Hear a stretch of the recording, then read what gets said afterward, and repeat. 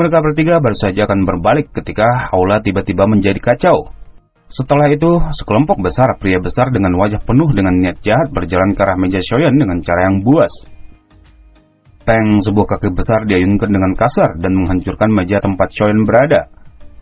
Bajingan kecil, apakah kamu orang yang telah membunuh seseorang dari geng Kui Wolfku di pintu masuk kota dulu? Meskipun meja pecah dan kayu melayang ke segala arah, namun ekspresi Xiaoyan tidak berubah sedikit pun. Tangannya masih memegang cangkir teh, bertindak seperti tidak ada yang terjadi. Mereka hanyalah beberapa sampah, tidak ada yang membunuh mereka. Kamu benar-benar sombong. Tubuh Kuisha tiba-tiba bergerak saat niat membunuh di hatinya melonjak. Kemudian dia mengangkat kaki kanannya dan membentuk setengah memutar di udara.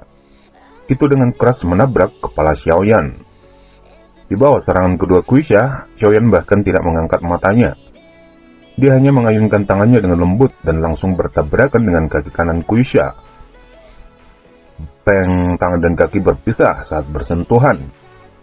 Tubuh Xiaoyan bahkan tidak bergerak sedikit pun, namun kursi yang dia duduki tiba-tiba hancur menjadi bubuk. Di sisi lain, Kuisha mengambil beberapa langkah berat mundur. Do Huang? Kuisha menarik napas dalam udara dingin di hatinya. Aku mengakui bahwa aku tidak cocok untukmu.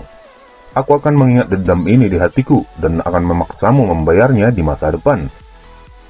Setelah mengatakan ini, Kuisha melambaikan tangannya dan memimpin orang-orangnya pergi dengan cara yang menyedihkan. Namun Xiaoyan tiba-tiba berbicara. Pemimpin geng Kuisha memperlakukanku sebagai apa? Kamu dapat menyerang seseorang sesukamu dan pergi sesukamu. Tubuh Kuisha terdiam dan berbalik melihat Xiaoyan yang kedua matanya berkedip dengan niat membunuh. Apa yang kamu inginkan? Ini adalah wilayah sekte Kaisar Hitam. Terima 3 pukulan darinya, kamu dapat pergi jika kamu berhasil. Jika tidak, kamu akan mati. Xiaoyan menunjuk ke arah Jian di sampingnya saat dia berbicara. Lakukan, tidak perlu menahan diri. Jian dengan penuh semangat menganggukkan kepala kecilnya. Dia kemudian mengambil langkah kecil menuju Kuisha. Tinjunya mengepal dan melepaskannya pada Kuisha. Wajah Kuisha langsung berubah. Douqi di dalam tubuhnya melonjak keluar pada waktu yang bersamaan. Namun tinju Jian mendarat dengan kuat di dadanya dan seteguk darah segar meletus di depan banyak tatapan tertegun. Jian tidak berhenti setelah mengirim Kuisha terbang dengan sebuah pukulan. Tinjunya sekali lagi terkepal saat dia dengan kejam menyerang Kuisha yang terluka parah. Ketakutan segera melintas di mata Kuisha ketika dia melihat aksi Jian. Kemudian dia berteriak dengan nyaring. Tuan Muda Mo, selamatkan aku. Tubuh Jian melintas ketika suara Kuisha terdengar. Namun tawa yang jelas tiba-tiba terdengar di dalam aula ketika tinju Jian akan menyerang lagi. Dan sosok pemuda segera muncul di depan Kuisha. Peng, kedua tinju segera bertabrakan. Jian menstabilkan tubuhnya di udara. Kemarahan muncul di wajahnya setelah terpental. Namun dia sekali lagi melesat ke arah pemuda itu. Tangan pemuda itu menjulur dan menekuk meraih kedua tinju Jian dan dengan lembut menyeretnya sebelum tiba-tiba mendorongnya maju. Dorongan ini mungkin kelihatan lembut, tapi kekuatan di dalamnya cukup ganas. Menstabilkan tubuhnya di udara, Jian pada dasarnya tidak memiliki sarana untuk melarikan diri dari pemuda ini. Namun sosok hitam segera muncul dan meraih Jian. Tangan kanan Xiaoyan mengepal dan kedua tangan akhirnya bertabrakan. Peng, angin menyebar dan kedua belah pihak akhirnya mundur selangkah. Xiaoyan membawa Jian turun dan perlahan mengangkat kepalanya. Apakah kamu tidak terlalu berlebihan untuk menggunakan serangan berat seperti itu terhadap seorang gadis kecil? Kata-kata teman ini terlalu kasar. Wanita muda dari awal bukanlah orang biasa. Jika aku tidak menggunakan sedikit kekuatan lebih, kemungkinan akhirku tidak akan jauh berbeda dari orang ini. Moya berbicara dengan senyum sambil menengkupkan tangannya ke arah Xiaoyan. Xiaoyan sedikit mengerutkan kening di wajah senyum lembut Moya. Dia menarik kembali Jian yang marah. Dalam hal ini, apa niatmu untuk campur tangan? Apakah kamu bersamanya? Teman, kamu salah paham. Aku Moya dari sekte Kaisar Hitam dan aku adalah orang yang bertanggung jawab atas pavilion Kaisar Hitam. Dan tolong biarkan masalah ini padaku. Apa yang kamu katakan? Mata Xiaoyan samar-samar menyapu tubuh Kuise yang perlahan naik dengan susah payah, kemudian tatapannya berbalik pada dokter perkecil. Lupakan, tempat ini tidak cocok untuk membuat masalah. Dokter perkecil berjalan ke depan Xiaoyan dan dengan lembut berbicara. Xiaoyan sedikit terkejut ketika mendengar ini. Mengingat karakter dokter perkecil, bagaimana mungkin baginya untuk mengucapkan kata-kata seperti itu?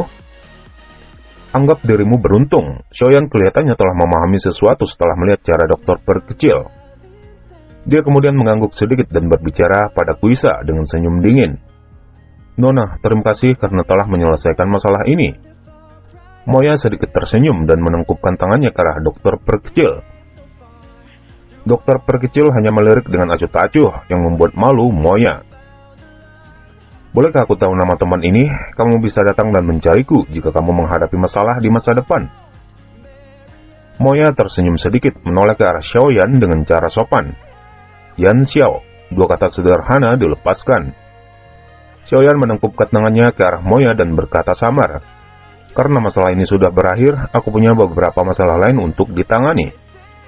Xiaoyan tidak menunggu Moya untuk menanggapi. Dia melangkahkan kakinya menuju kamar mereka. Dokter perkecil dan Jian mengikuti di belakangnya. Langkah kaki Xiaoyan akhirnya melambat setelah mereka bertiga berjalan keluar dari aula yang bising. Mengapa kamu tidak menyerang dan menghabisi wajah murahan itu? Jian menoleh pada dokter perkecil dengan marah sebelum mendengus. Jika itu kakak Cailin, dia sudah membunuh orang itu. Dokter perkecil perlahan berhenti setelah mendengar ini. Dia melihat ekspres tak berdaya Xiaoyan sebelum berbicara dengan lembut. Tenang, orang itu tidak akan bisa hidup selama lebih dari 3 hari. Terlebih lagi, kematiannya akan lebih menyedihkan daripada dibunuh begitu saja.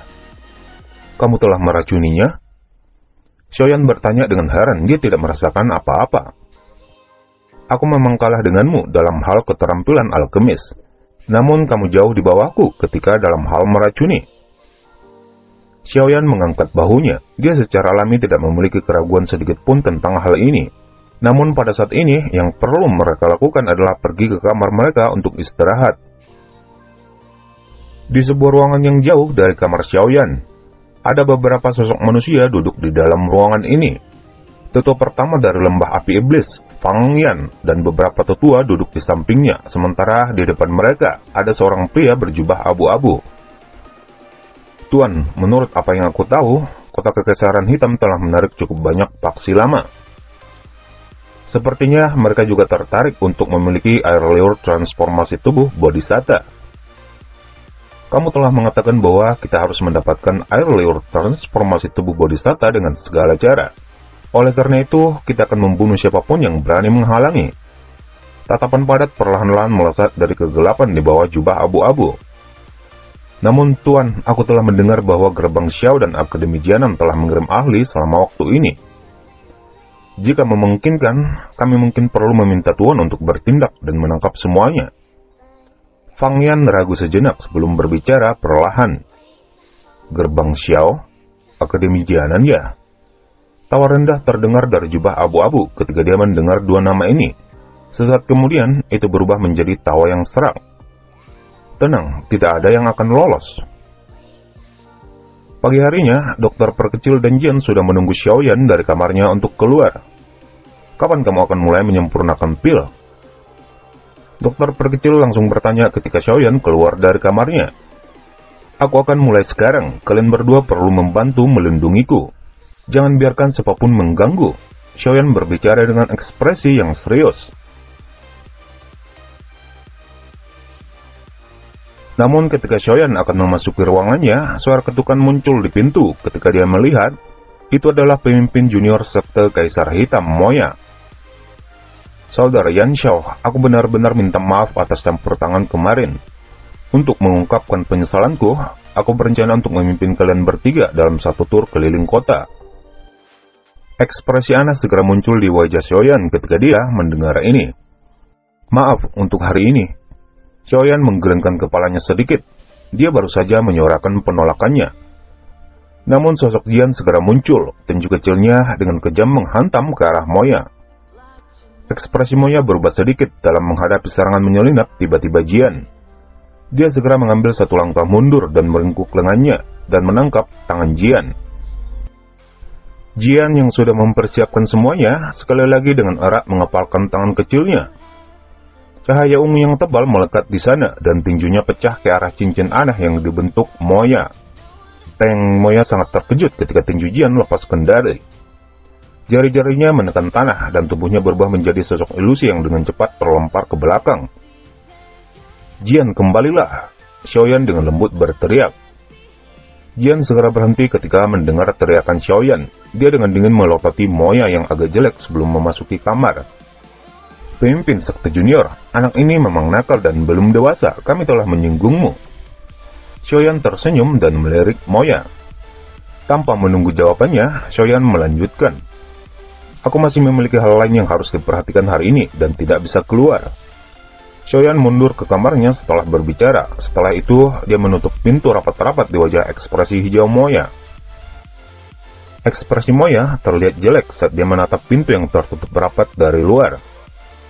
Dia tidak berharap bahwa dia akan dipukuli hari ini. Tidak hanya dia gagal menemui dokter perkecil, tapi dia berubah menjadi keadaan yang menyedihkan oleh gadis kecil dengan kekuatan besar.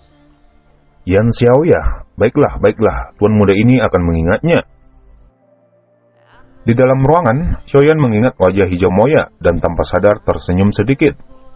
Kalian berdua harus tetap di kamar hari ini dan mengabaikan siapapun. Tidak perlu berbelas kasihan jika benar ada seseorang yang mendobrak pintu untuk masuk. Xiaoyan dengan lembut menghembuskan napas dan berbicara dengan suara yang dalam sebelum berbalik dan memasuki ruang rahasia. Di dalam ruang rahasia sudah ada 10 kotak giok di depan Xiaoyan yang berisi berbagai ramuan obat. Kali ini dia akan menyempurnakan Zhong Breaking Pill. Pil obat yang dapat dianggap sebagai kelas atas di antara pil obat tingkat 6. Efeknya dapat menyebabkan banyak ahli di puncak level Dou Huang untuk menginginkannya. Karena memiliki tingkat keberhasilan 10% lebih besar saat menerobos ke level Dou Zhong. Zhong Breaking Pill ini akan menjadi salah satu kartu teratas Xiaoyan ketika dia mencoba untuk menawar air liur transformasi tubuh Bodhisatta di pelelangan. Waktu perlahan mengalir melewati ruang rahasia. Bahan obat di kotak giok di depan Xiaoyan secara bertahap berkurang. Setengah jam berlalu, bahan-bahan obat akhirnya membentuk cairan, kemudian mengecil dan mengeras. Sebuah pil obat embrio dengan permukaan yang tidak rata perlahan-lahan dibentuk. Sementara itu, aroma seperti bunga samar-samar tercium di ruang tamu, di mana dokter perkecil dan Jian yang lagi santai.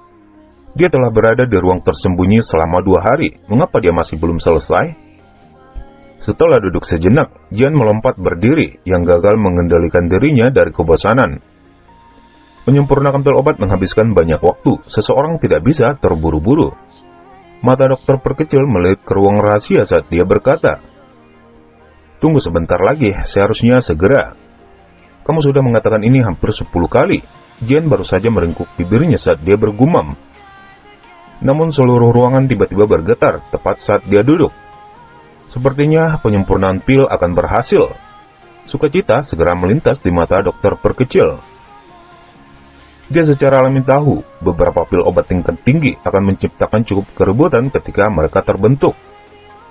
Pusatkan perhatianmu, jangan biarkan siapapun datang ke sini untuk mengganggunya. Bunuh siapapun yang memasuki ruangan ini." Nada suara dokter perkecil dipenuhi dengan rasa dingin. "Bagaimana denganmu?" Jian mengangguk sebelum dia segera berbicara. "Aku harus mengungkapkan diri dan menghalangi iblis tua yang memiliki niat buruk." Tubuh dokter perkecil bergerak setelah kata-katanya terdengar. Dia menghilang dari ruangan dan sudah berada di atap saat dia muncul kembali.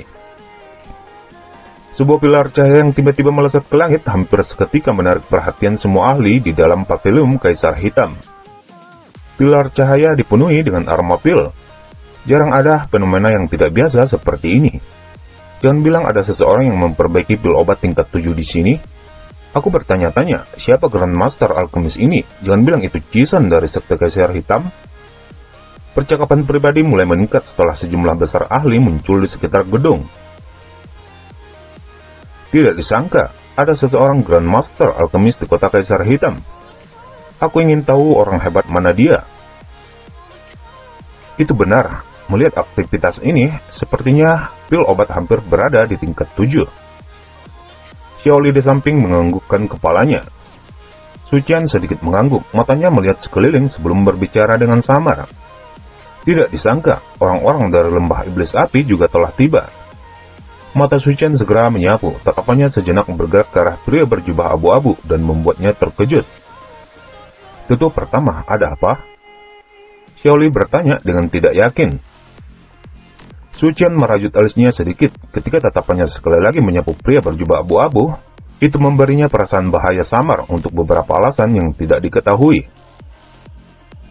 Sungguh tak terduga, bahkan orang tua Sucian ada di sini. Sepertinya mungkin ada masalah saat membunuh mereka kali ini. Fang Yan perlahan menarik matanya dan berbicara. Saat waktunya tiba, yang perlu kita lakukan adalah membunuhnya bersama yang lain. Tangan pria berjubah abu-abu bergetar saat suara acuh tak acuhnya keluar. Saat ini, aku lebih ingin tahu tentang siapa yang memperbaiki pil obat itu. Ini harus menjadi momen penting sebelum pil terbentuk. Jika dia terganggu pada saat ini, penghancuran pil adalah masalah kecil. Dia bahkan mungkin menerima serangan balik. Lalu hasil seperti apa yang Tuan inginkan? Seorang alkemis dari tingkat ini juga harus memiliki jiwa yang kuat. Kata-kata Fang Yan baru saja terdengar ketika sosok putih perlahan muncul di atas gedung yang berasal dari pilar cahaya. Siapapun yang datang dalam radius 100 meter akan mati. Teriakan dingin dan padat dokter perkecil segera bergema di langit. Aura megahnya menyapu keluar dari tubuhnya. Douzong, cukup banyak orang merasakan kedinginan di dalam hati mereka saat merasakan niat membunuh yang menyebar setelah teriakan. Mereka buru-buru mundur. Kalian punya waktu 10 napas untuk kembali. Tatapan dingin dokter perkecil tiba-tiba melesat ke arah Fang Yan ketika dia merasa terkejut di dalam hatinya. Mari mundur dulu, sekarang bukan saat yang tepat untuk bertarung dengannya. Ini bukan tindakan bijaksana untuk secara sembarangan membentuk dendam dengan ahli Douzong. Pria berjubah abu-abu perlahan berbicara saat Fang Yang merasa sedikit marah di dalam hatinya, namun dia hanya bisa menganggukkan kepalanya. Setelah kelompok lembah api iblis mundur, hanya kelompok Xiaoli dari gerbang Xiao yang tersisa di langit. Oleh karena itu, mata dokter perkecil yang dipenuhi dengan membunuh perlahan menyapu. Namun suara acuh-acuhnya membuat kelompok Xiaoli terkejut. Kalian dari gerbang Xiao?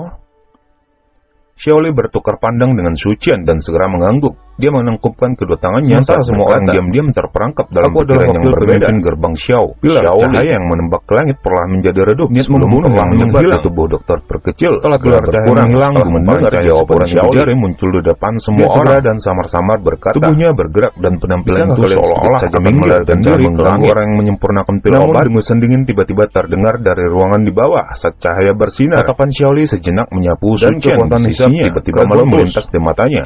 Di bawah kekuatan hisap yang dahsyat, tangannya cahaya mulai bergoyang dan goyah.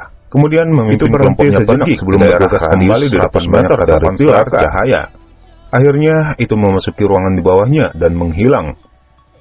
Sementara itu, tubuh dokter perkecil juga menghilang pada saat gumpalan cahaya menghilang.